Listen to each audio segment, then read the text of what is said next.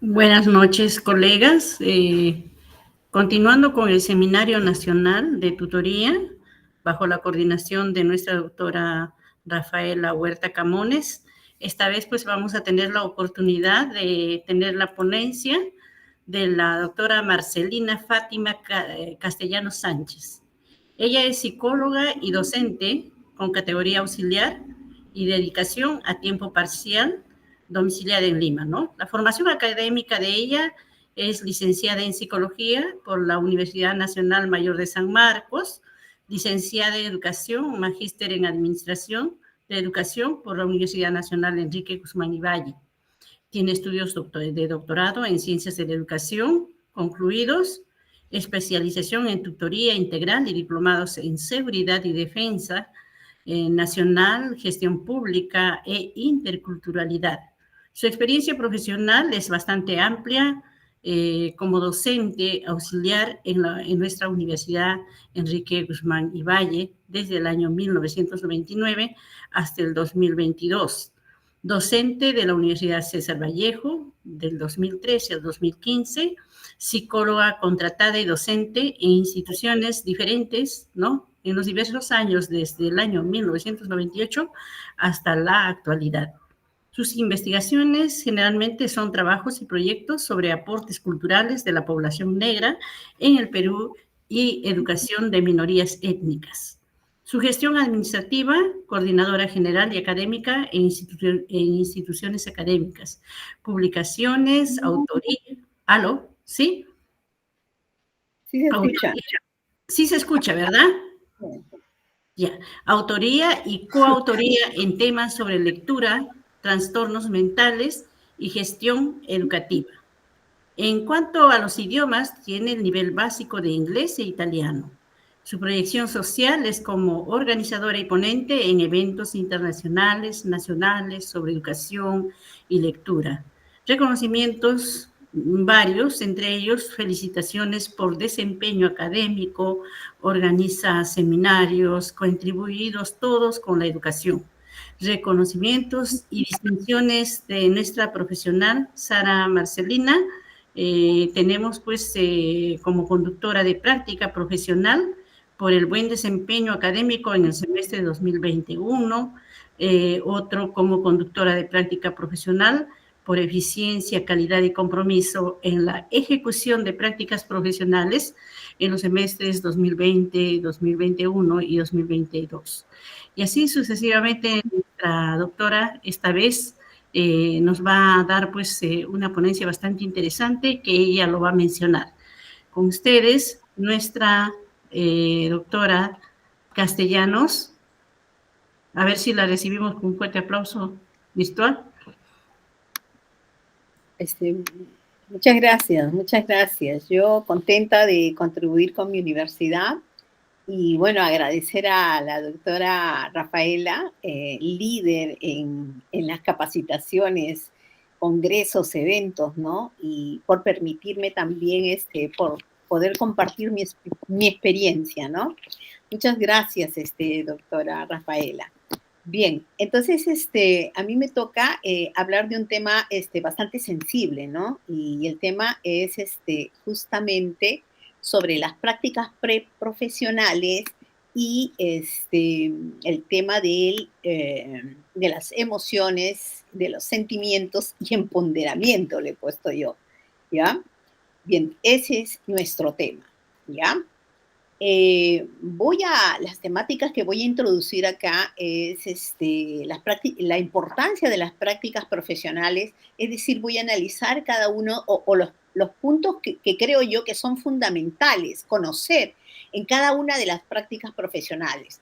Vamos a hablar de los procesos afectivos en general, de los procesos, de los sentimientos y de las emociones. Específicamente vamos a hablar del miedo, el empoderamiento y las conclusiones que van a ser colectivas, ¿no? Los voy a invitar a todos a que todos podamos realizar una conclusión de este tema, ¿no? Porque todos conocemos, ¿no? Esto va a ser una pregunta que les voy a hacer después que haga mi introducción. Bien, ¿cómo me introduzco a este tema apasionante que es las prácticas preprofesionales y el miedo al proceso de abordaje o de inicio de las prácticas preprofesionales. En primer lugar, hay necesidad de que el estudiante conozca, ¿no? Conozca, porque cuando uno está informado, conoce, sabe qué es lo que tiene que hacer, sabe cómo es ese ambiente, entonces él tiene más herramientas para controlar, ¿no? Los miedos, los temores son normales cuando uno inicia a cualquier actividad nueva, ¿no? Y mejor aún los estudiantes, ¿no? Cuando les toca visitar escuelas, ¿no es cierto? Entonces ahí es importante el proceso de acompañamiento que hace el maestro de práctica preprofesional, ¿no? Es el docente, el guía, ¿no? Él va a mostrar todas las experiencias que él tiene y va a ser un proceso, a decir de Vygotsky, en los procesos de la zona de desarrollo real a la zona de desarrollo potencial, ¿no? Es decir, tiene que hacer todo un proceso de acompañamiento hasta que por fin lo suelte. Bueno, el otro aspecto también importante que vamos a hablar es sobre la personalidad. Tiene tres elementos fundamentales, tres pilares fundamentales, que son los procesos afectivos, los procesos cognitivos y los procesos conativos.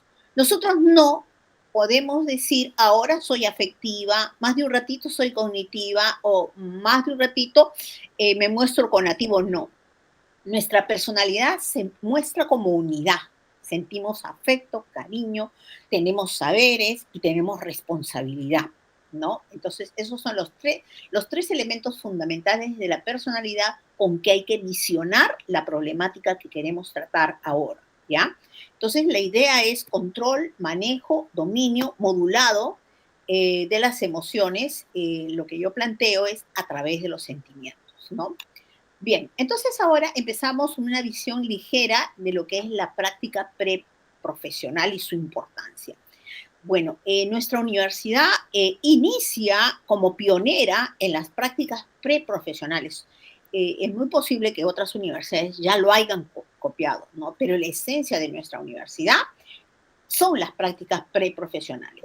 Para ir al ámbito de las prácticas preprofesionales, el docente practicante, nuestro estudiante practicante, tendrá que tener muchas características y manejarse sobre diversas dimensiones, como ustedes pueden ver en el cuadro: dimensión sociocultural, psicopedagógica, interpersonal, dimensión personal, dimensión valorativa, diríamos nosotros, moral, ética, dimensión institucional. O sea, a lo largo de los 5 años que ustedes van a pasar, los estudiantes van a pasar en la universidad, entonces vamos a ir construyendo nuestros saberes, nuestra personalidad bajo estas perspectivas, ¿no? Bien, entonces primero voy a tomar algunos puntitos que me parecen vitales en cada una de las prácticas preprofesionales. La primera práctica es observación, análisis y planeamiento. ¿Qué es lo que considero yo importante en esta primera práctica? Es muy importante, si le queremos llamar capacidad, competencia, desempeño de observación. O sea, el alumno tiene que saber distinguir entre lo que es ver, mirar y observar, que son tres actos distintos. Por ejemplo, el ver es solamente un acto fisiológico, ¿no? De una reacción química de lo que perciben mis ojos por las ondas electromagnéticas y puedo ver nada más, ¿no? Pero mirar es un acto volitivo. Cuando yo miro, yo estoy dirigiendo mi atención a determinado foco. Entonces, nuestros alumnos, cuando vamos a la práctica profesional, preprofesional de observación, análisis y planeamiento, tenemos que prepararlos para que ellos vayan a observar. Y no solamente, ¿qué te digo? Decirles, mira, esta es la fichita de análisis y observación y tú vas a observar esto y vas a poner check, check, check, check. No, no necesariamente, sino que él tiene que aprender a ver más allá de lo evidente. Hay muchos aspectos que que tenemos que enseñarle a nuestros estudiantes a observar las actitudes del maestro, las actitudes de los alumnos, que van más allá de la ficha que nos dan, las relaciones interpersonales entre maestro-alumno, etcétera, ¿no? Porque un buen experto sabe observar eso, ¿no? Y el otro, observar es un acto racional, es decir, examinar atentamente. Voy con mi ficha de observación y, y observo solo lo que mi ficha dice, ¿no? Eso es por una parte. Esos tres conceptos son fundamentales para... ¿Por qué me veo en la necesidad de decirles esto? ¿Por qué? Porque el alumno que va a la práctica va con ciertos... El maestro es la linterna que le va a guiar por dónde tiene que ir y tiene que darles elementos razonados y críticos al respecto. ¿No? Eso es un punto. El otro punto es también que el maestro guía de práctica tiene que saber que hay distintos tipos de observación. Observación no dirigida, observación abierta, observación estructurada, observación semiestructurada y observación participante. Eso es lo que tiene que conocer nuestro maestro guía, ¿no? Y yo digo, la primera visita que hace mi estudiante a una escuela, a mi criterio, tiene que hacer una observación no dirigida, es decir, abierta, que él vea todo lo que él percibe, ¿no? Y después viene el encuentro con el maestro y los estudiantes y comienzan el análisis de esa observación, ¿ya? Entonces acá también hay una observación de qué, hay una observación de cómo el maestro planifica, cómo hace su planificación anual, sus unidades, sus proyectos, si los tiene, sus sesiones de clases. O sea, el alumno tiene que observar al maestro en ese proceso de realización, ¿no? Entonces, estos son los puntos importantes. ¿Por qué? Porque es importante. El que conoce las reglas, el que conoce el camino, no se pierde. Pero ¿quién se pierde? El que no conoce el camino. Por eso es importante la información y la precisión de cada una de las prácticas. En la práctica discontinua comienza el primer momento en que el alumno tiene que ir a dirigir sus prácticas, ¿no? Y es obvio, ante nueva actividad siempre hay miedo. Pero ¿cómo vencemos al miedo? Con información, con preparación, con antelación. Bueno, yo les comento que mis alumnos que he tenido de práctica, tenía algunos alumnos que ya en la primera práctica de observación, análisis y planeamiento ya querían ellos dictar. ¿Por qué? Porque ellos ya tenían experiencia, iban a colegitos, dictaban en escuelas particulares o hacían catequesis en la iglesia, entonces tenían su grupo de alumnos, entonces ellos tenían seguridad, aplomo, ¿no? El miedo hace rato que lo habían perdido, ¿no? Toda experiencia nueva siempre hay un proceso de temor, ¿no?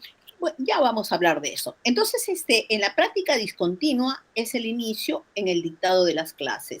En la práctica discontinua ya debe haber mayor conocimiento de los niveles de desarrollo evolutivo de nuestros infantes, de nuestros niños, de nuestros adolescentes, de nuestra juventud. ¿Y por qué? ¿Y por qué el maestro de educación secundaria tiene que conocer cada una de estas características? Porque ustedes, cuando vayan al colegio y entren primero y segundo de secundaria, que son sexto ciclo, van a ver características más de niño que adolescente. Van a tener que identificar cada uno de ellos y van a tener que saber cómo elevar esas características, ¿no? ¿Qué errores cometemos los docentes a veces en la universidad? Cuando creemos que todos los chicos de universidad ya son jóvenes, responsables, reflexivos, ¿no? Y los tratamos como jóvenes, exigiéndoles y todo eso, y a veces no, ellos quieren que los traten todavía como adolescentes, ¿no? Entonces es un reto de los maestros. Acá también comienza un aspecto importante sobre el diagnóstico, ¿no? Hay que continuar el perfeccionamiento de lo que es el diagnóstico, ¿no? Porque eso es fundamental para el proceso de planificación. Bueno, en la práctica continua, nosotros vamos a ver que cada vez más el alumno va a ir participando, dirigiendo clases, ¿no? Su perfeccionamiento se va dando mejor y mayor también, ¿no? Entonces el docente va acompañando a sus estudiantes. En este proceso también hay un acompañamiento de centrarnos también, por ejemplo, cuán importante es ya comenzar, o sea, los maestros que somos profesores de práctica y que estamos en escuela y que enseñamos en la universidad, deberíamos tener ya proyectos o programas. En nuestra planificación anual deberíamos tener eso para que nosotros, miren, jóvenes, esto es lo que estamos haciendo, es lo que vamos a hacer. Y entonces los chicos ya se van familiarizando con lo que podría ser un programa de investigación, distinto a lo que es un proyecto de tesis, ¿no? Que son dos cosas importantes, pero que también hay que enseñar. Y otro de los aspectos, comenzar a profundizar sobre los dominios competenciales de los docentes, ¿no? Por ejemplo, son 4 fundamentales, ¿no? Preparación para el aprendizaje de los estudiantes, enseñanza para el aprendizaje de los estudiantes, participación en la gestión de la escuela articulada a la comunidad y desarrollo de la profesionalidad e identidad docente. Es decir, el maestro no se queda, el maestro sigue preparándose, sigue estudiando, sigue diplomados y hace una serie de actividades sobre eso, ¿no?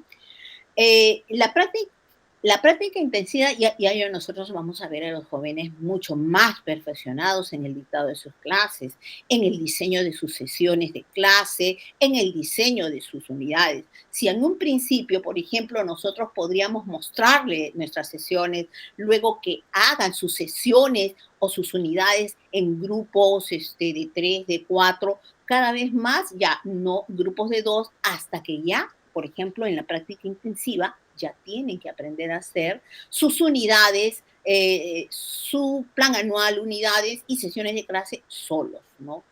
Personales, ¿no? Y conocer perfectamente las etapas de la planificación educativa, ¿no? Como lo dice acá el cuadrito, diagnóstico, pronóstico, análisis de alternativa, objetivos y metas, programación, plan, ejecución y control de evaluación, ¿no?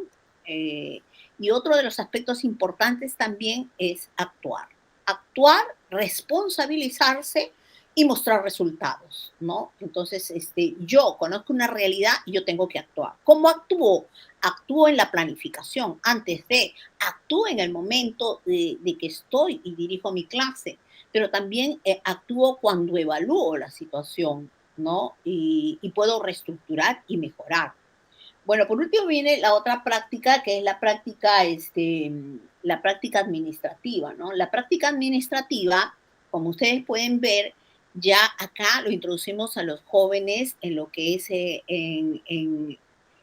de repente un análisis más profundo de lo que puede ser el proyecto curricular institucional, el proyecto, el PAC, el PI, ¿no? Todo eso. O sea, esto se lo tenemos que presentar desde antes, ¿no? Pero es una mirada general. Pero acá en la práctica administrativa implica un análisis profundo de cada uno de ellos, ¿no?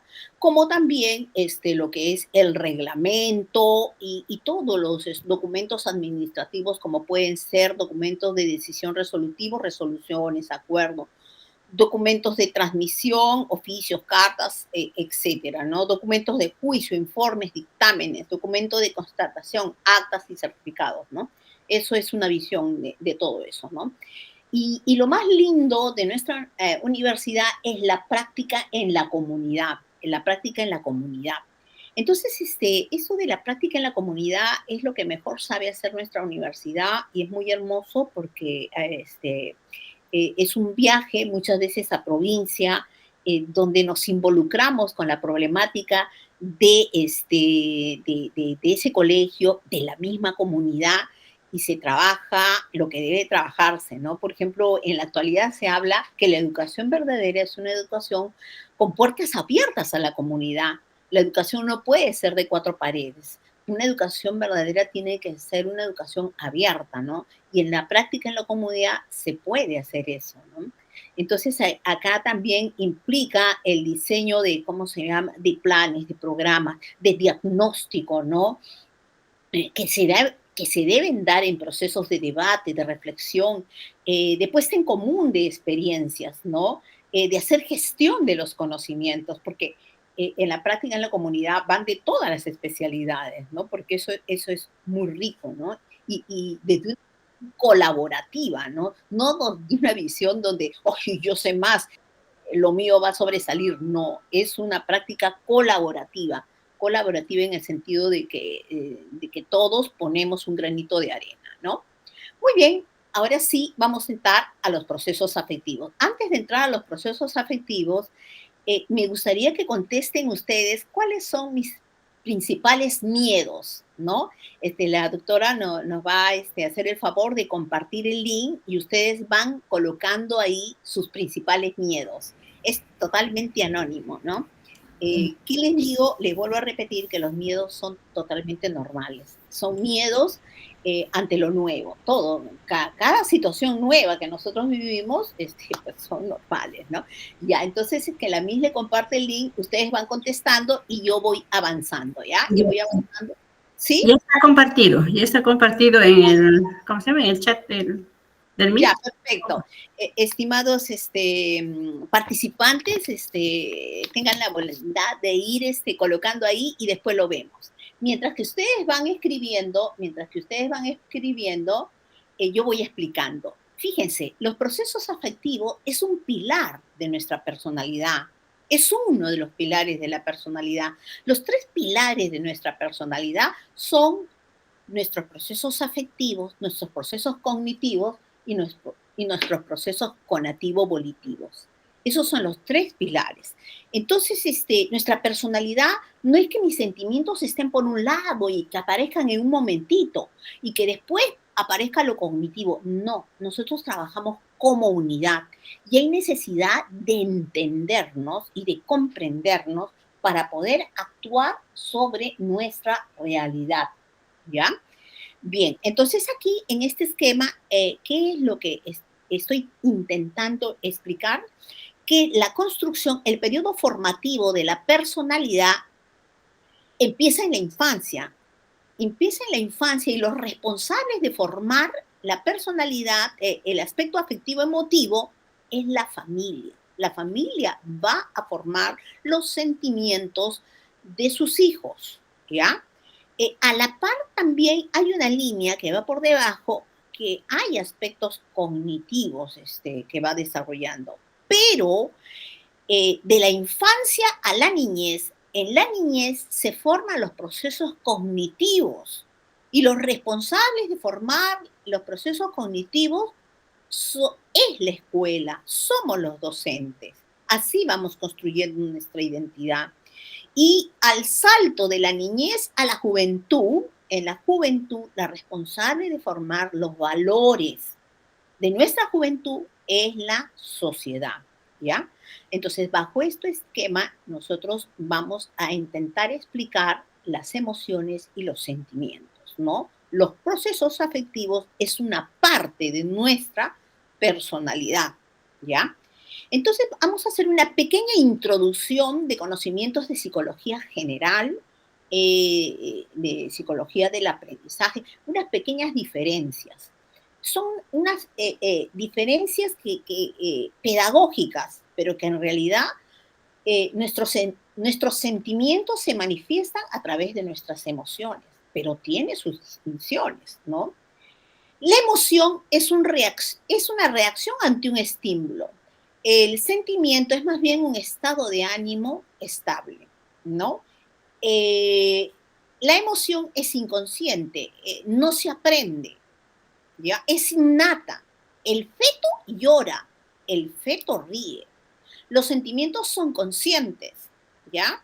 Los sentimientos son conscientes. El amor a mi madre, a mis hermanos, a mi familia, a mi pareja, a la naturaleza, a los animalitos, esos son sentimientos que se aprenden. Mientras que una emoción puede ser de corta duración, el sentimiento es de larga duración, ¿no? La emoción la tenemos todos los seres vivos, los animales tienen emociones y las personalidades tienen sentimientos, ¿no?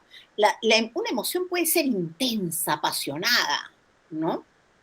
En cambio, el sentimiento son menos intensos, pero son profundos, ¿no? Porque mi amor a mi madre, pues, es para toda la vida, ¿no? La emoción nos llevan a actuar inmediatamente, ¿no? Mientras que los sentimientos son pausados, reflexionamos, pensamos, recordamos y orientamos nuestra personalidad, ¿no? De eso es lo que se trata. Entonces, volviendo a ver estos dos, mientras con los procesos afectivos conscientes son sentimientos y los procesos afectivos inconscientes son emociones, estas se van a dividir en tres. Vamos a tener sentimientos intrapersonales hacia nosotros mismos. Vamos a tener sentimientos interpersonales, es decir, nosotros con los otros. Y sentimientos extrapersonales, es decir, que van más allá, hacia afuera. No, por ejemplo, los sentimientos intrapersonales es cuando yo tengo esa alegría que se expresa en dicha, en placer, en felicidad, en éxito, en júbilo. Entonces, cuando yo estoy contenta, cuando me ha ido bien, cuando me ha sido una clase excelente, entonces yo voy a estar feliz, ¿no? Y si mi clase me salió mal, entonces yo voy a estar nostálgica, con pena, o no hago una cosa bien hecha, culpa, ¿no? Entonces, esos son sentimientos intrapersonales. Hay que saber reconocerlos. ¿Por qué? Porque eso nos permite crecer, nos permite tomar conciencia de, ¿ya? Ahora, los sentimientos interpersonales es el que yo tengo hacia otros. Por ejemplo, el cariño, es la ternura, es la estima, ¿no? Es el deseo sexual también, cuando hay este amor, enamoramiento, ¿no? El orgasmo también es un sentimiento interpersonal. La cólera, el agravio, ¿no? Por ejemplo, cólera, también es un sentimiento interpersonal, ¿no? ¿Quiénes se pueden sentir, entre los adultos, yo supongo que se pueden tener cólera, ¿no? ¿Cómo un profesional puede tener cólera a otro profesional? Porque le tiene envidia, porque, etcétera, etcétera, ¿no? Pueden haber muchas razones a eso, ¿no? Pero es bien raro que un maestro tenga cólera por sus estudiantes. No, no lo creo capaz, ¿no? O puede existir, no lo sé. Pero no, ¿por qué? Porque el maestro ya está realizado. ¿Qué se va a comparar? Para tener cólera con alguien hay que tener un nivel de comparación, ¿no? Y ellos todavía son muchachitos que se están formando, ¿no? Esos son interpersonales. Los extrapersonales es de sorpresa y de angustia, ¿no? Por ejemplo, asco, ¿no? Ves la basura, las cosas que apestan, ¿no? Que no limpian las calles en algunos sitios, ¿no? O de angustia, ¿no? Que va a haber apagón, que va a haber terremoto, entonces eso nos produce esos sentimientos. Ahora, todos estos acá son procesos afectivos conscientes, ¿ya? Procesos afectivos inconscientes tenemos sensaciones afectivas intrapersonales. Estos son innatos. La sed, el hambre, anestesia, la náusea, el dolor, todos esos son procesos afectivos intrapersonales, digamos, inconscientes. Y las sensaciones afectivas interpersonales es el tacto afectivo, ¿no? Las cosquillitas, cuando haces cosquillitas a otro, ¿no? Las sensaciones genitales también, ¿no? Por ejemplo, un abrazo, ¿no? Que produce una serie de emisión de neurotransmisores de la felicidad. Sensaciones afectivas extrapersonales, el olor, el sabor, el miedo, ¿no? Entonces, miren, todo esto es una visión importante que debemos tenerla clara y que debemos reconocerlas en nosotros. ¿Por qué? Porque de una u otra manera las manifestamos o no las manifestamos, o tiene que haber un equilibrio en ellas. Dentro de los procesos afectivos tenemos las disposiciones afectivas.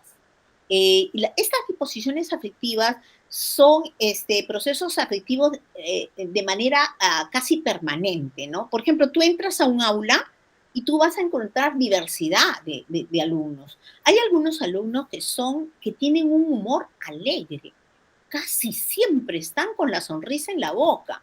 puede ocurrir cualquier cosa, pero ellos siempre mantienen esa alegría, ¿no? En el 80%. O pueden haber otros tristes, ¿no? Cabizbajos, poco sonrientes, ¿no?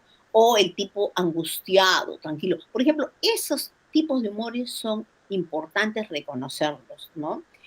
Una vez una alumna de quinto de secundaria, sí, quinto de secundaria, me dice, ay, profesora, yo no sé por qué siempre estoy así triste, pero yo tengo a mi mamá, yo la quiero, tengo mi familia, tengo mi enamorado que me quiere, me adora, pero yo no sé por qué estoy así. Bueno, para poder investigar esa situación tendría que recurrir a toda su historia personal y ver qué factores marcaron en su infancia, ¿no? O en su niñez.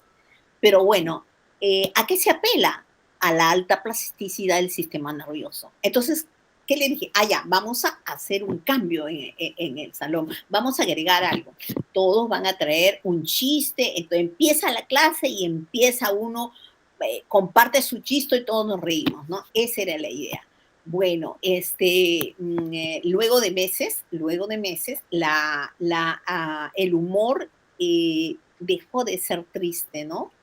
Para ser más alegre. Entonces, ¿hay posibilidad de cambio? Sí. ¿Hay que conocer eso? ¿Hay que conocer nuestros humores? Sí. ¿Hay que conocer el humor, la disposición afectiva de nuestros estudiantes? Por supuesto que sí. Por ejemplo, acá en atributos psíquicos del temperamento, porque el temperamento es procesos afectivos. ¿Ah? Sensible e insensible. ¿Cómo soy yo? Altamente sensible o insensible. Todo lo que pasa me llega altamente. Soy altamente insensible. O estoy al medio, un poquito más allá, un poquito más allá. Eso es importante que nuestros estudiantes reconozcan también el ser impulsivo, reflexivo, el calmado, nervioso. Hay que identificar en nosotros mismos y si, por ejemplo, tenemos un riesgo en me reconozco como altamente impulsivo, entonces a partir de ese reconocimiento de impulsividad, yo puedo hacer procesos de autocontrol y manejo. ¿Por qué? Porque empiezo a amarme, a quererme, porque empiezo a tomar sentimientos positivos hacia mí mismo, ¿no? Bien, entonces, antes de entrar a lo que es el miedo, vamos a ver cómo está las respuestas en el Mentimer para ver qué miedos tenemos, ¿no? Acá está. Vamos a ver. Acá está, ¿ya? Tengo temor a dormir sola, la muerte, la soledad, yo misma. Ya, fíjense ustedes, vamos a analizar, como son pocos, vamos a analizar. La soledad. Fíjense que el temor a la soledad es un temor que tiene que ver, yo diría que hasta normal en el sentido del proceso de formación de la personalidad. Saben que los jóvenes, los adolescentes, los jóvenes, pasan por una contradicción de Erik Erikson, ¿no? Que es en defensa de su identidad. Entonces, la contradicción que resuelven los jóvenes en la universidad es cómo es que yo defiendo mis puntos de vista, mi manera de pensar, muy aparte del grupo.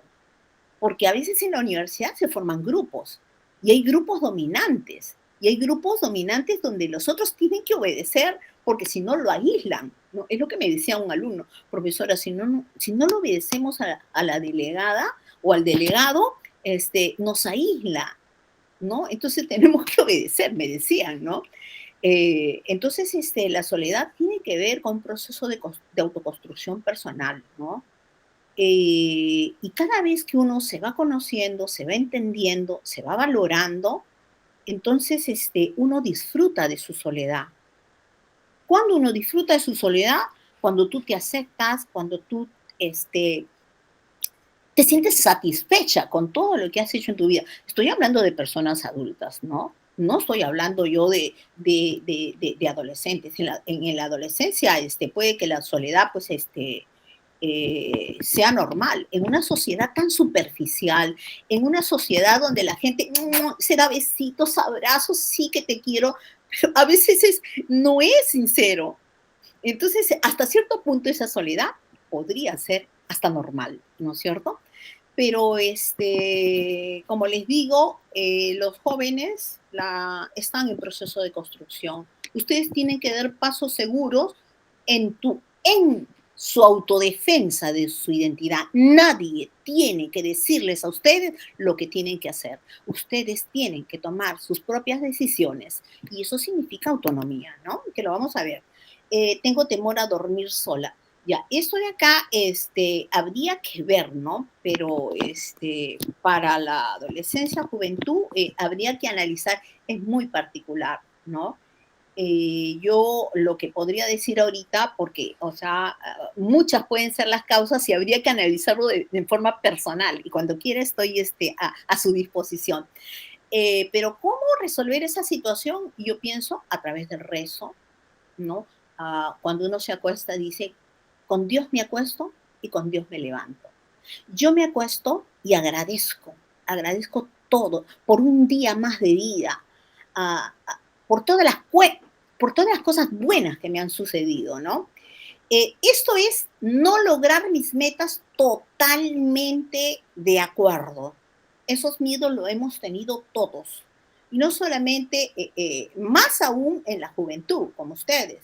¿Qué decir pues de las personas que a lo largo de mi historia personal, que he pasado tantas cosas, he vivido tantas experiencias, he trabajado en tantos sitios, siempre había miedo de enfrentar un nuevo reto, ¿no? Pero la idea era aprender a enfrentar el miedo que genera eso, ¿no? Eso es normal. ¿Y para qué nos ayuda el miedo a no lograr mis metas?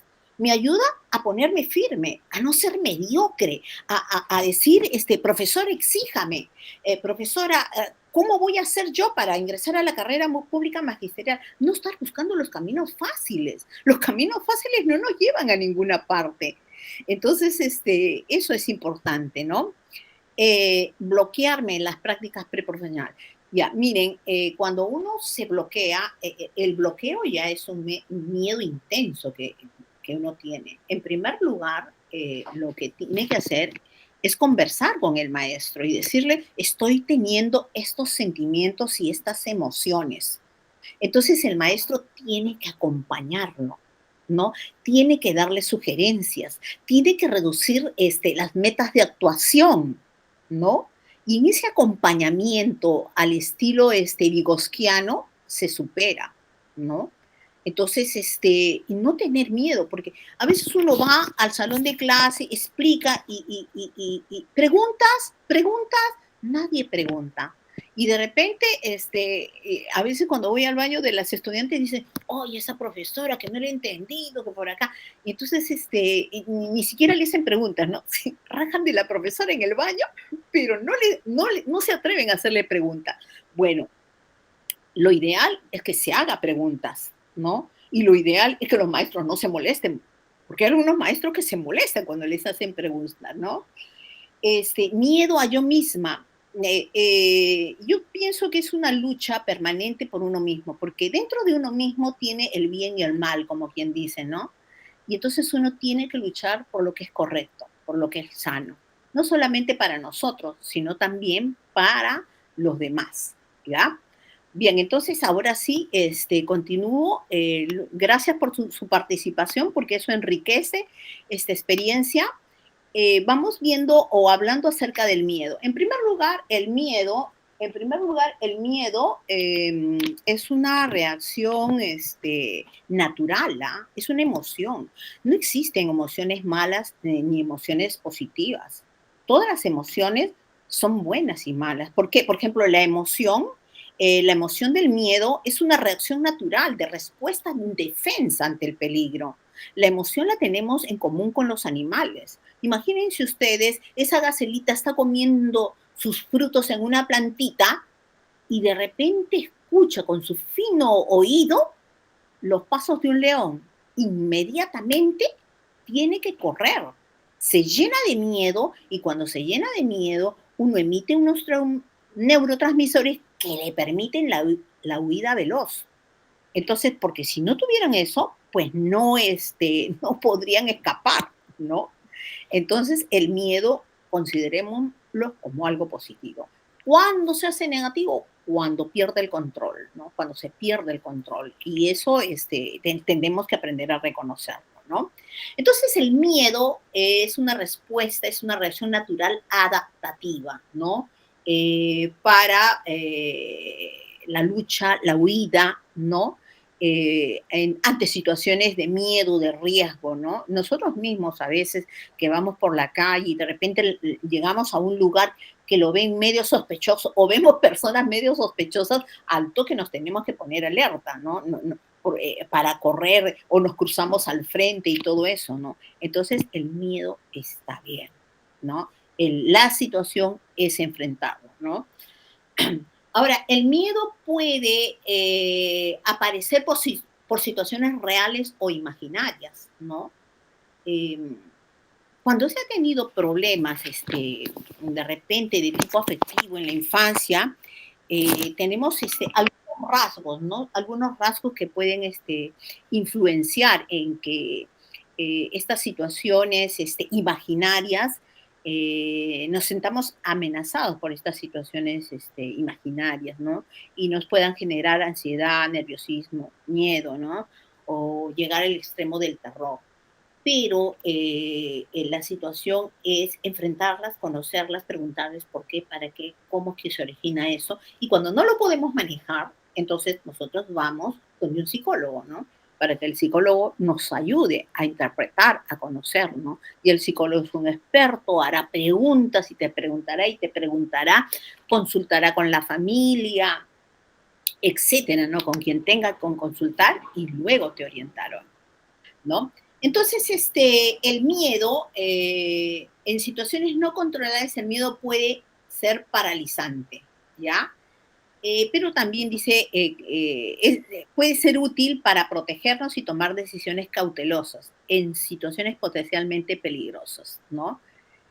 Em, ¿En qué situaciones pueden ser paralizantes, no? Por ejemplo, una de las alumnas de repente en el cuadrito decía el riesgo, el profundo miedo que puede tener, ¿no? Que la puede bloquear, ¿no? ¿Eso puede suceder, ¿no? Por eso es que en las prácticas preprofesionales primero está la práctica de observación, análisis y planeamiento. O sea, en la primera práctica supuestamente no deben ir de frente a dictar, ni el profesor puede obligarle a dictar, ¿no? Aunque como les digo, hay que ya estando en la primera práctica de observación y planeamiento, ellas ya han tenido prácticas y entonces a ellos se les hace fácil, ¿no? Puede ser, ¿no? Entonces hay que prever, hay que anticiparse que eso pueda ocurrir, ¿no? O sea, cuando yo no estoy bien preparada, cuando sé que tengo algunos temores y ansiedades, yo tengo que primero controlarlos, porque no voy a irme al ruedo, como quien dice, este, eh, sin mis principales herramientas. La principal herramienta de un maestro joven que va a enfrentar a un conjunto de estudiantes, debe ser su seguridad, ¿no? Su seguridad y dominio de esas emociones, ¿no? Hay algunos que pues logran perfectamente controlar todas sus emociones, ¿no? Y comienzan y hablan y dicen y se desenvuelven bien, ¿no? A pesar de que por dentro han estado pero muertos de miedo, pero no lo han dejado notar, o sea, lo han manejado a través de su conciencia, de su pasión también, porque el ser maestro implica tener una actitud formativa, orientadora, ¿no? Y entonces en ese mismo momento que comienza a hablarles con pasión a los estudiantes, hasta se olvidan del miedo, ¿no? Esa es la idea, ¿no? El miedo es natural, no es bueno ni malo. Hay necesidad de aprender a enfrentarlo, manejar el miedo de manera adecuada. Es esencial para enfrentar los desafíos y crecer como personas. Ya, miren, jóvenes, primeras prácticas que ustedes van a hacer, normal es tener miedo. Ya, es normal, es la primera. Ustedes van a entrar a su práctica discontinua primero, y así sucesivamente, y poco a poco van perdiendo el miedo. Pero antes de entrar, tienen que conocer, tienen que ir a la batalla con todas las herramientas posibles. Es decir, haber preparado su clase, haber diseñado todo, porque ustedes hacen una práctica en la cual primero tienen que agudizar su capacidad de observación con sus estudiantes. O sea, en la primera práctica de observación y planeamiento, no solamente ver ni mirar, ser observadores, objetivos cognitivamente, minuciosamente, ¿ya? Y mirar también. ¿Cuál es el objetivo? Conocer. Porque cuando tú ya conoces a tus estudiantes, a que tú le vas a dictar las prácticas, entonces tú ya, porque cuando se va invadido de miedo, tú estás así, a veces no miras a nadie. Cuando dictas la clase, quieres mirar el techo, pero no mirarlo a ellos porque te dan miedo. No, tú tienes que perder el miedo y conocerlos, ¿no? Y entonces comenzar a dirigirte a ellos, hacerles preguntas y todo eso. Y en tanto, hasta te olvidas del miedo, ¿no? Entonces es normal. ¿Por qué? Porque después ustedes van a terminar, van a sacar su título, hasta para darles el examen para ingresar a la carrera pública magisterial. Imagínense, son 60 preguntas, 3 horas, no pueden plagiarse porque adentro hay 2 profesores, afuera hay uno que se está paseando, ni siquiera te puedes sentar donde tú quieres. Cada carpetita tiene su nombre, te dan tu lapicero, tu borradorcito, todo ahí. No puedes voltear, no puedes hacer nada, ¿me entiendes? Entonces, tienes sí o sí que, da miedo, ¿no? Esa situación de vigilancia y todo también da miedo. Pero bueno, al final ya tú te olvidas y tienes que concentrarte en tu prueba, ¿no? Y peor que te ponen un montón de casuísticas donde hay 3 respuestas. Y las 3 respuestas parecen correctas. Entonces tú tienes que analizar. Entonces, si desde la universidad nosotros no diseñamos pruebas parecidas a esa, ¿cómo van a ingresar a la carrera pública magisterial? Hay varios centros de preparación, ¿ya? Bien, para terminar con esto de los procesos afectivos, acá quiero plantear el cuadro también de cómo se organiza nuestra actividad consciente. Cómo es que los procesos afectivos forman parte de nuestra personalidad, ¿no? Y de esa personalidad que fue construida en la infancia por nuestros padres. Lo que motiva el accionar en la infancia es la ansiedad. La ansiedad no es buena ni es mala, la ansiedad es un proceso natural. Cuando, digamos, tiene dificultades, cuando la ansiedad está cero, ¿no? Cuando un infante tiene una ansiedad cero, llega, se sienta en su sillita, no se mueve, no mira, no hace nada, ansiedad cero. O la ansiedad, la hiper, ¿no? La que sobrepasa todo. Corre, se levanta, patea, jala, ¿cómo se llaman? Los pelos de su compañera. Entonces, ahí sí es un problema, que son los niños con hiperactividad, ¿no es cierto? Entonces, la ansiedad orienta la actividad y tiene que ver con los sentimientos. A los 3 años, prácticamente ya están formados de estructura afectiva, ¿no? Pero que gracias a la alta plasticidad de nuestro sistema nervioso podemos transformarlo. En la infancia prácticamente el maestro tiene y debe trabajar con la familia. Es todo un reto para las maestras infantiles, ¿no? Esa es la primera estructura. La segunda estructura es en la niñez. En la infancia se forman los sentimientos. En la niñez, lo que impulsa la actividad son los procesos atencionales. ¿Ya? Es la atención. Es decir, el niño escucha atentamente todo lo que dice el maestro, ¿no es cierto? Pero el niño, gracias a la ayuda del maestro, debe conformar el intelecto. Y el intelecto debe aspirar al desarrollo de la creatividad. ¿Ya? En el periodo de la adolescencia-juventud, lo que impulsa la actividad y el accionar consciente es la expectación.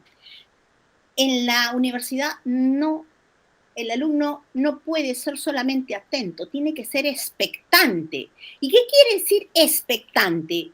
Es decir, está escuchando al profesor, está cuestionándole mentalmente, está diciendo, ¿tiene razón o no tiene razón este maestro? Toma sus apuntes 100%, pregunta, cuestiona. Esa es la expectación, esa es la característica del adolescente, del joven prácticamente, ¿no? Entonces, eso es lo que nosotros debemos formar en nuestros estudiantes universitarios, ¿no? En este periodo se forma la voluntad y el sistema de motivos, ¿no? Ahí, o sea, el joven, el adolescente ha escogido ser maestro. ¿Por qué ha escogido ser maestro? Y en toda la universidad nosotros vamos formando competencias, capacidades y desempeños que contribuyan a lo que es ser un docente responsable, dedicado, honesto, solidario, ¿no? Porque la solidaridad no significa, pues, apañalar cosas incorrectas, ¿no? Inmorales, ¿no? Entonces de ahí, o por ejemplo el plagio, ¿no? Que se da mucho, ¿no? O por ejemplo, ahora qué chico no hace sus trabajos con la inteligencia artificial, pero el dilema es que no saben hacer uso de la inteligencia artificial, ¿no? Entonces hacen su trabajo, ¡oh, qué trabajo tan excelente! Expon tu trabajo y no refleja. ¿Por qué? Porque yo observo el comportamiento a través de las manifestaciones verbales del estudiante, cuánto sabe, cuánto domina, ¿no? Y entonces, lo que yo les he dicho, ¿saben qué? Si tú has presentado este trabajo y no lo entiendes, pregúntale y repregúntale y recontrapregúntale a mí o a la misma IA. Y entonces ahí hay un proceso de acompañamiento, diríamos, ¿no? Y para eso está el maestro también, ¿no? Entonces, esto es importante. ¿Cómo vamos a controlar los miedos? Es decir, con información. Porque yo tengo que conocer qué es el miedo, que es algo natural, que cuando yo tengo miedo, cuando tengo unas debilidades, ¿no? Tengo que manifestar a mi maestro que me está acompañando. Mire, yo siento esto, maestro, ayúdeme. Entonces, el maestro tiene que usar sus criterios para acompañarlo de la mano, como dice Vygotsky, y saber en qué momento soltarlo, ¿no? Entonces, eso es importante, ¿no? Entonces, el aspecto de los motivos, me gusta, yo amo mi profesión, entonces yo tengo voluntad para prepararme, para estudiar, ¿no? Entonces, por ejemplo, muchos de mis últimos alumnos de estos últimos ciclos me decían, profesora, disculpe, tengo que ir a dictar mi clase. Bueno, tenían que preferir su práctica, ¿no? O a veces escuchaban un ratito la clase y se iban corriendo porque tenían que dictar su práctica. Bueno, no está mal porque es su práctica profesional, ¿no?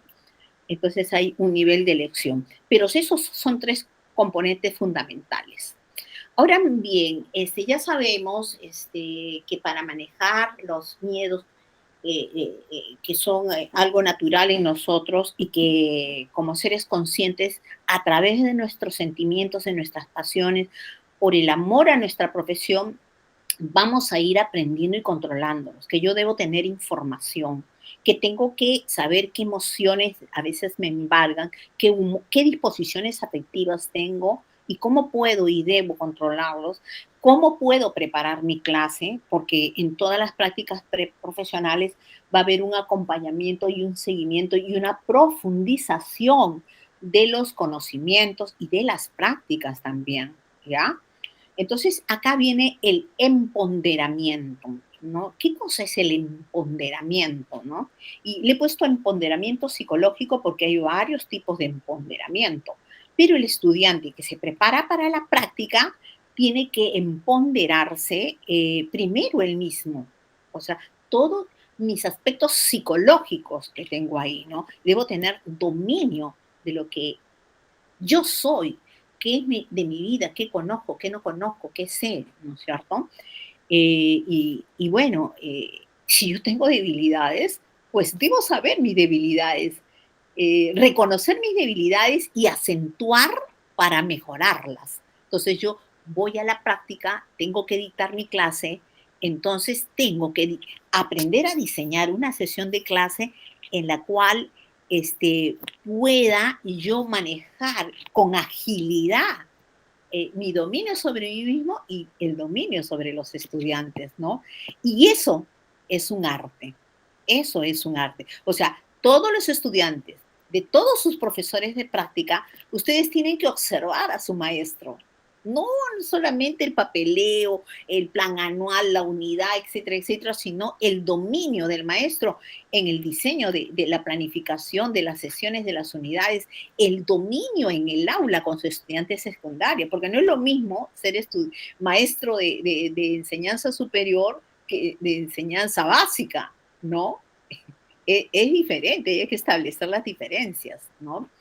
Entonces, el empoderamiento implica también el dominio de las fuerzas afectivas, cognitivas y morales, ¿no? Afectivas tiene que ver con mi pasión. Yo puedo tener ciertos rasgos temperamentales, de miedo, de angustia, pero mi pasión por enseñar las puede ir superando, las debe ir superando. Es decir, expresar todo mi amor, todo mi cariño sobre eso. En cuanto a las cognitivas, tiene que ver con todos los saberes, de lo que es la planificación, de lo que es la sesión de clase, de lo que es el conocimiento. Ahí toman ustedes a Ausubel, ¿no? Sobre el aprendizaje significativo y los dos pilares del aprendizaje significativo que tiene que ver con el nivel psicológico de sus estudiantes y sus saberes previos, y que lo que es el dominio del maestro en cuanto al contenido que va a brindar, ¿no? En la educación secundaria, ¿no? Entonces son cognitivos y morales es cuando eres ético, ¿no? Es decir, no te prestas sesión, tú diseñas, tú aprendes a diseñar.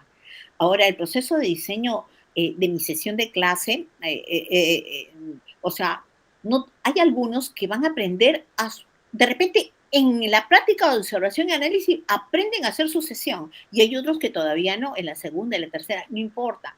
Hay que ser tolerantes con nosotros mismos, ¿no? Hay que ser tolerantes pero eso sí, hay que reconocer nuestras debilidades. Y sobre nuestras debilidades, esforzarnos, ¿no? Eso es.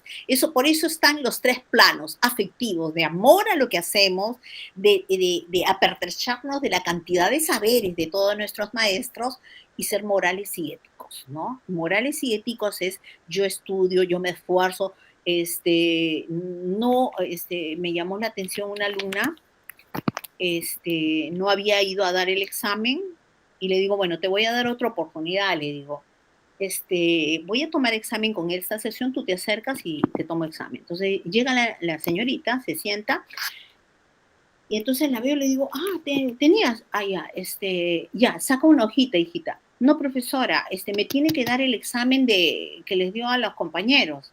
Pero, hijita, no tengo, no lo he traído. No, señora, profesora, yo voy y lo imprimo ahorita. Pero no tengo, le digo. Es más fácil, te voy a hacer preguntas y tú contestas desarrolladas. Le hice y ella estaba totalmente enojada porque yo no le había dado el examen que le había dado a sus compañeros, que lo había corregido y se los había devuelto. Enojadísima. Entonces, yo me quedé con un signo de interrogación en mi mente sobre ese caso, ¿no es cierto? Pero, en fin, eso tiene que ver con el componente conativo-volitivo. Ya, estos tres aspectos, estos tres pilares de la personalidad es los que nos llevan a tomar las decisiones informadas, ¿ya? A establecer metas, porque cada uno de ustedes, como futuros docentes, deben tener metas personales y ejercer influencia primero consigo mismo y luego con el entorno. Todo maestro, todo maestro, no le queda más que ser líder. Pero ¿qué tipo de líder va a ser? ¿El de los buenos? ¿El de los mediocres? No, ustedes tienen que ser los mejores líderes, ¿no? Y ser bueno en los tres aspectos, afectivo, cognitivo y moral. Entonces, el empoderamiento personal tiene que ver con eso. Primero yo, como personalidad, me empodero en mis saberes, en mi dominio afectivo, en mis saberes, en mi comportamiento moral y ético. en la dedicación a mis estudios, en la perfección y entrega de mis trabajos. Eso es un comportamiento moral, ¿ya? Bueno, aquí había puesto algo de Mafaldita y miren lo que dice. Empoderamiento es cuando una persona se valora a sí misma y empieza a tomar decisiones por sí sola, sin que otra le manipule. Ese es el empoderamiento. Las personas empoderadas no le dicen, oye, tú haz esto, oye, tú haz lo otro. No, ella toma o él toma su propia decisión. Y las decisiones que tomemos deben ser decisiones que no hagan daño a nadie. ¿Ya? ¿Ya? Para comprender el tema es importante saber que descansa en dos pilares, en el poder y en lo local. El poder es las personas de decidir y exigir. O sea, nosotros tenemos que tomar decisiones, tenemos que exigir, ¿no? Claro, de manera asertiva, ¿no? Oh, profesora, eso me parece que está mal, ¿no? Ese es exigir y hacer comportamientos honestos, ¿no? Y en lo local es en el espacio, en el territorio.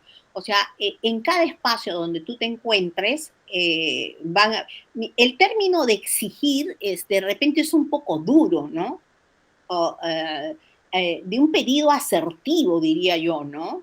Y cada espacio, no, cada espacio en la que nos movamos, en la iglesia, en la municipalidad, en nuestro vecindario, son espacios distintos. Saber cómo manejarlo en cada uno de ellos, porque hay que empoderarse también, primero de uno mismo y después en todos los espacios donde tú vas, ¿no? Es una conquista personal. ¿Cuáles son las características del empoderamiento? Autoconocimiento. Si yo no me conozco, es difícil que yo me pueda empoderar, porque voy a tener algunos defectos que me van a impedir tener una visión cuando se presenten los problemas, ¿ya? Por eso hay necesidad de un autoconocimiento personal. Hay que confiar en sí mismo. Yo tengo que confiar en mí, tengo que creer en mí. Entonces, por ejemplo, ustedes como jóvenes, como adolescentes jóvenes, están en un proceso de autoconocimiento. Y ese proceso de autoconocimiento los va a llevar a una confianza en sí mismo, a una confianza en sí mismo, ¿no? Y la resiliencia, bueno, no es momento de tocar, pero hay que ser resiliente. Muchos de nuestros alumnos son resilientes, ¿no? Es una característica más que debe ayudar al empoderamiento. Autonomía. Tiene que aparecer. No puede un alumno de mitad de año de carrera, no puede decir, señorita, yo le echo caso porque los otros me presionan y después me aíslan. No, tienen que aprender a tomar autonomía y para decir, decir a los otros, sabes que no estoy de acuerdo contigo, tiene que ser con asertividad, ¿no? Con asertividad, con mucho tacto, ¿no? En todo caso, si la cosa es muy difícil, para eso está el tutor, ¿no? Para que le digan al tutor y pueda arreglar esos problemas, ¿no? Participación activa de todos. Un aula, la mejor aula es el aula donde todos se comunican, donde todos son amigos, ¿no? Eso es lo ideal. Y yo creo que es una de las primeras conquistas que tienen que hacer ustedes, porque cuando ustedes vayan a la escuela secundaria, ese va a ser su reto. Su reto es unir a sus estudiantes, es ser observadores con sus estudiantes, es distinguir los tipos de humores que hay. Y si hay humores que son irritables, todo eso, entonces tienen que saber por qué y conversar personalmente. Hacer lo que es una tutoría transversal, porque ustedes van a ser tutores de un aula, pero van a ser maestros de otras aulas más, ¿no? Entonces, para eso tiene que haber un diálogo activo, ¿no? ¿Ya? Y lo otro es conciencia crítica. ¿Qué es una conciencia crítica? Es decir, hay un problema, yo he procedido, ¿qué debilidades puedo tener? O sea, yo mismo observarme, ¿no? Porque a veces digo, no, que yo soy absolutamente santa, los otros son los pecadores. No es así. Hay que tener conciencia crítica, analizarlo, someterlo a preguntas, preguntar al otro que ha vivido esa experiencia y tomar las decisiones, ¿no? Pero la conciencia crítica tiene que desarrollar. Y responsabilidad. La responsabilidad es fundamental. Una persona que no es responsable es difícilmente que pueda llegar a un dominio de empoderamiento. Empoderamiento personal para luego tener un empoderamiento como maestro en la comunidad y todo eso, ¿no? ¿Cómo desarrollamos el empoderamiento? ¿Ya? Primero, identificando necesidades. O sea, yo como adolescente, como joven, ¿qué necesidades tengo? ¿Qué aspiraciones individuales tengo? ¿Y qué aspiraciones colectivas tengo? Por ejemplo, eso debería trabajarse en lo que es la tutoría, ¿no? Una aplicación de pruebas, porque la psicología educativa invita a eso. Una cosa es psicología educativa y otra es psicología clínica. Los psicólogos clínicos, que se vayan al centro de salud, que se vayan a la clínica, pero en la educación es el psicólogo clínico, ¿no? Que son bien distintos. Entonces, ahí podrían analizarse, ¿no? Mis aspiraciones individuales, personales, el diálogo, la interacción entre todos, ¿no? La colaboración colectiva, ¿no? El abrirse, ¿no? El de repente perdonarse entre ustedes, que a veces podemos decir cosas que hieran y entonces no, eso no tuvo una mala intención, todos se disculpan y queda bonito, eso es lo lindo, ¿no? ¿Por qué? Porque cuando vayan al colegio ustedes van a encontrar de problemas y los chicos que se agarran en broncas y entonces y si yo agarro y a dos que se están peleando digo, castigados, castigado para acá y castigado para allá. ¿Resuelve el problema? No. ¿Cuándo resuelve el problema? Cuando yo identifico las causas, cuando identifico personalidades. Y entonces cuando les ayudo a ellos a analizar sus manifestaciones, de repente es agresivas. Y entonces ellos comienzan a entenderse, a comprenderse y a respetar a los demás, ¿no? Por eso de la participación y el proceso de involucramiento, o sea, a veces en los colegios sucede que los alumnos se agarran a patadas todo y pasa el profesor como si no fuera su asunto. Y cosa que no debe ser, ¿no es cierto? Desarrollo de habilidades. Primero, conocimientos. Un maestro nunca debe dejar de leer. Siempre tiene que leer. Ahora, ¿por qué es mejor un libro que un artículo? No niego que la ciencia esté avanzando, que la gente haga sus artículos, etc. No niego. Pero un libro desarrolla una idea, te la fundamenta, te la estructura, y a lo largo de toda la lectura, tú te empoderas de esos conocimientos, ¿ya? Entonces hay que desarrollar, y las habilidades del maestro tienen que ver con información, con el procesamiento y gestión de la información. No cojo un poquito de acá, otro poquito de acá y otro poquito de acá, y cuando se necesita explicar, profundizar, fundamentar, o sea, no sé qué decir, ¿no? Por eso es importante la lectura de un libro. Reflexión crítica. Por ejemplo, en todas las capacitaciones que nos da la doctora Rafaela, ahorita estamos nosotros como locos en inteligencia artificial, y los grandes expertos hablan, porque hay profesionales que dicen, no, la inteligencia artificial, no, peligro, no, no. Sin embargo, la inteligencia artificial nos ha invadido. Nuestros estudiantes utilizan la inteligencia artificial y nosotros vamos a decir no, no podemos decir no. Pero ¿cuál es la herramienta fundamental para el manejo de la inteligencia artificial? Es la reflexión crítica. El por qué, el para qué, el cómo, el dónde, el haber leído, el haber manejado, el haber observado la historia personal de tantas generaciones a lo largo de la historia personal de un maestro que ya tiene más de 20 años de servicio, ¿no? Entonces, por eso, por ahora, los maestros son fundamentales, ¿ya? Y otro es la acción. No se trata de escuchar y decir, oh, qué interesante, sino ponerse en acción, tomar medidas. Hay mucho que transformar, hay mucho que promover la justicia social, ¿ya? Bueno, acá hay algunas técnicas de empoderamiento que ya sería tema de otra Y otro taller es autocuidado, establecimiento de metas, desarrollo de la resiliencia, fomento de las relaciones saludables, educación y aprendizaje continuo, técnicas de reestructuración cognitiva, entrenamiento de habilidades sociales, participación en grupos de apoyo y defensa de derechos. Esos son técnicas de construcción de empoderamiento. Si ustedes hacen un ojito crítico a todo eso, podrán observar que faltan técnicas o estrategias que apunten al desarrollo afectivo. ¿Por qué? Porque el desarrollo afectivo es el que comanda. El desarrollo afectivo de los sentimientos es lo consciente, es lo que aprendemos, ¿ya? Y a través de los sentimientos controlamos nuestras emociones, ¿ya? Muy bien.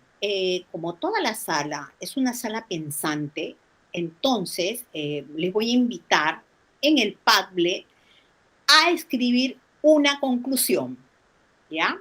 Una conclusión por cada uno, ¿no? Les agradezco mucho su atención y discúlpenme que de repente me haya extendido mucho y ay, ¿dónde estoy? No me voy a salir de él. Todavía estoy acá, ¿no? Bueno, entonces, Miss, ¿le puede compartir el Padlet? Acá está. Pueden entrar al Padlet y acá abajo.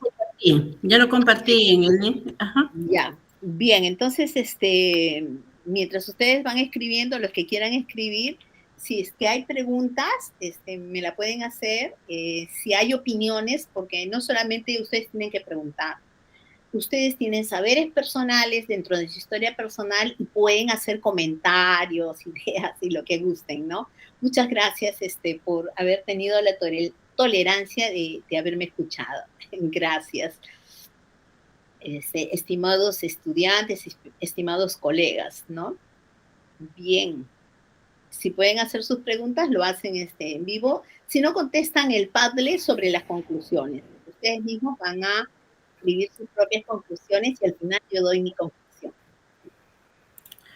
Bien, vamos a dar las gracias a nuestra doctora Castellanos por haber sido bastante efectiva con esta ponencia que nos va a servir bastante a nosotros como docentes que llevan la práctica y decir, ¿no? Un fuerte aplauso más bien para nuestra docente que nos ha acompañado esta noche.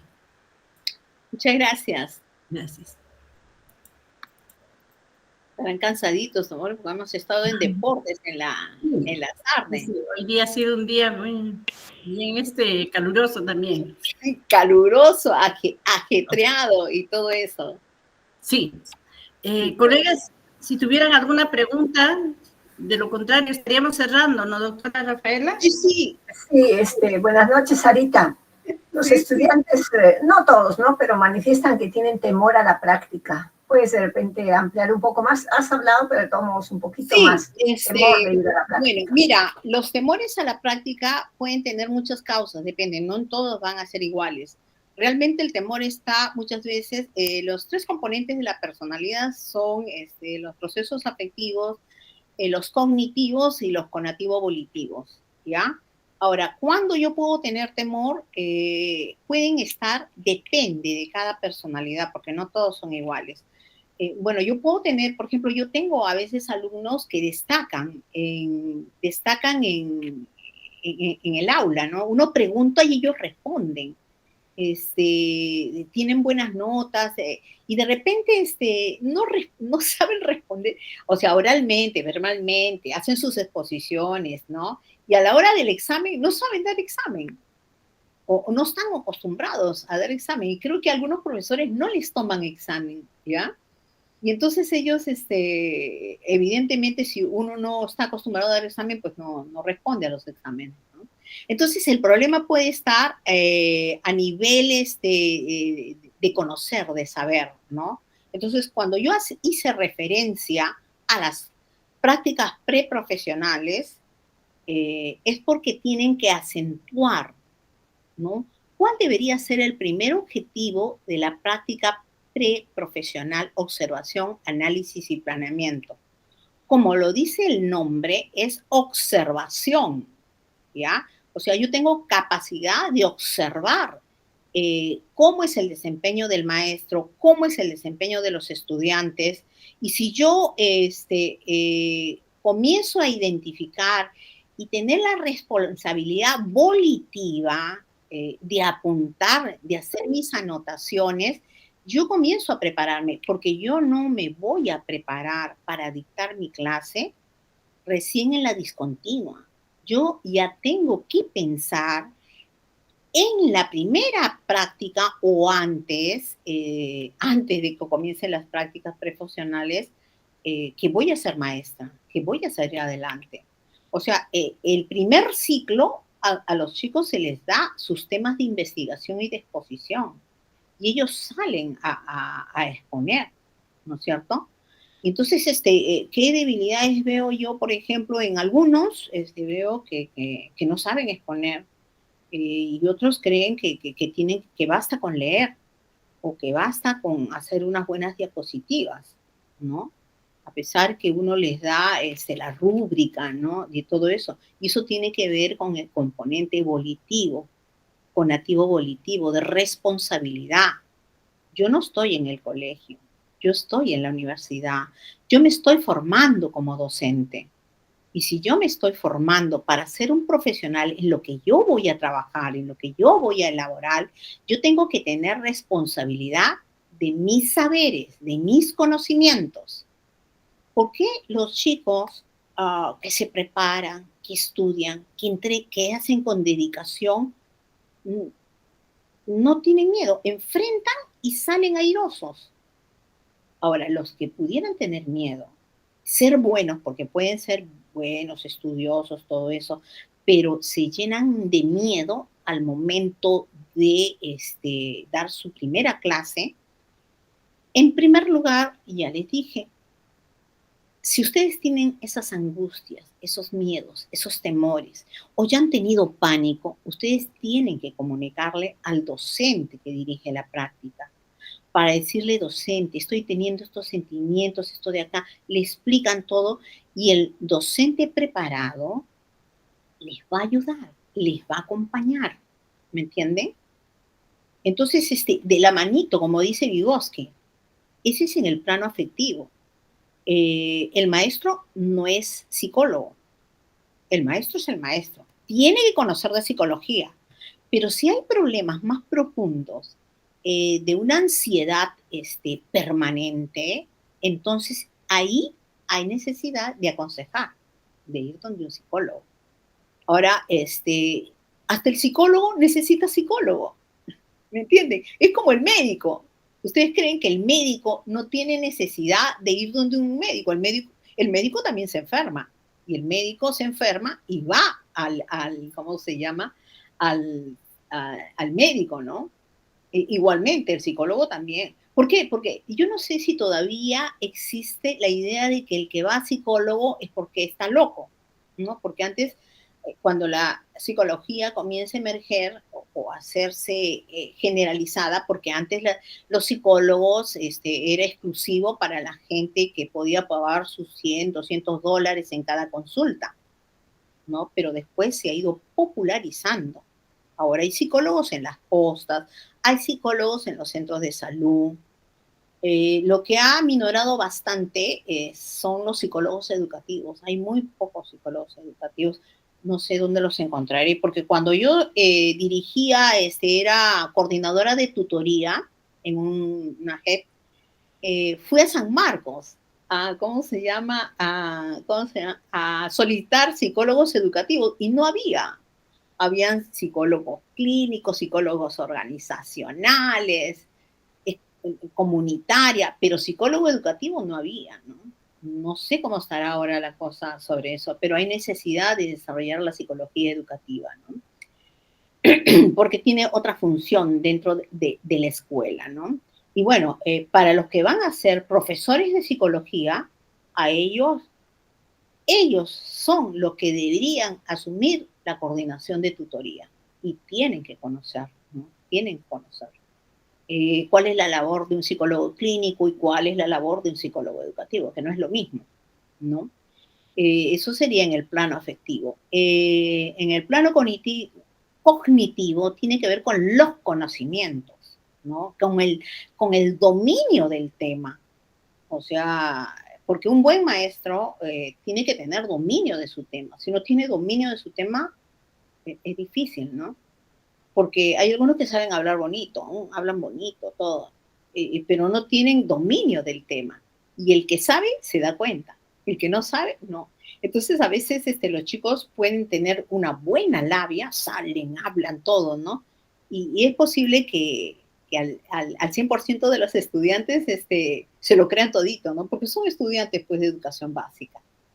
A no ser que les toque un alumno con necesidades educativas especiales superiores, porque hay alumnitos, en toda mi vida me ha tocado uno nomás, o dos por ahí, que el niñito sabía todo, todo, pregunta que hacía, pregunta que respondía. Y total de que, como yo les mandaba las tareas ya todas preparaditas por el WhatsApp, él venía preparadito y todo ya lo había hecho. Y como un lorito hablaba de todo. Y sus compañeritos le tenían un celo, lo miraban mal y todo eso. Bueno, tuve que cambiar esa actitud de los chicos, ¿no? ¿Por qué? Porque en esta vida todos nosotros tenemos una posición. Hay siempre gente que sabe más que nosotros. Y yo le voy a tener envidia, cólera, rabia porque sabe más que yo. No, es absurdo, es estúpido. Yo tengo que aprender del que más sabe. Y van a haber personas que saben menos que nosotros. Entonces yo tengo que tenderles la mano, ayudarlos, siempre y cuando ellos quieran. Porque si ellos no quieren, pues no, porque hay personas que no saben, pero se creen que saben un montón. Tú le dices una pequeña cosita y dicen, no, jamás, nunca. Ah, ya, bueno. Es para los que desean, los que no. Entonces, en el plano conativo volitivo es el plano de la responsabilidad. Hay un problema de aprendizaje que se llama disfuncionalidad ejecutiva. Ya, que recién ha emergido, o de repente emergió décadas atrás, pero recién nos llega por acá. ¿En qué consiste la disfuncionalidad ejecutiva?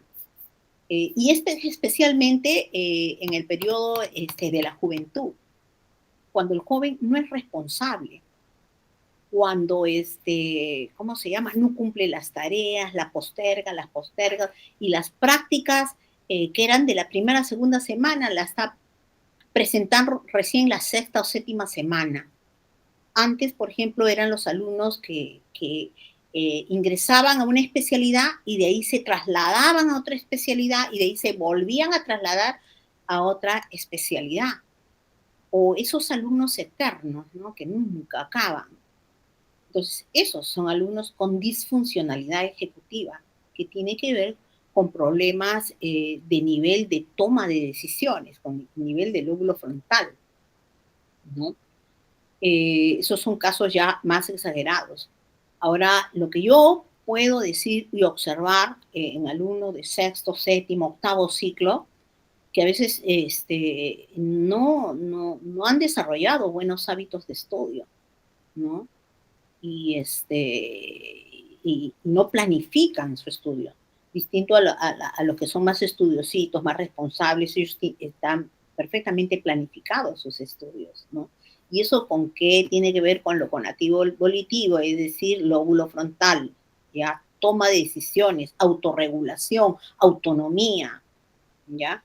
El desarrollo formativo de la personalidad estructura que en la infancia se forman los sentimientos, de 0 a 3 años, 4, 5, algunos dicen 4 o 5. El tercer periodo formativo de la personalidad es en la la niñez, que se forma el intelecto, y responsables es la escuela, ¿no? Entre 6, 7, 11, 12 años. Y el desarrollo conativo volitivo, que es el desarrollo del adolescencia, juventud. Algunos dicen 18, otros dicen 20, ¿no? ¿Por qué periodo formativo? Porque las redes neocorticales de la neocorteza cerebral se están terminando de formar, ¿no?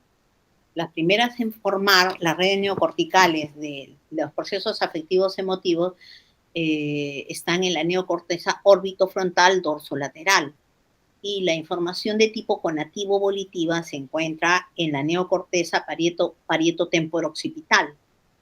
Y la información de tipo conativo-volitiva se encuentra en la neocorteza frontal anterior, acá, ¿ya?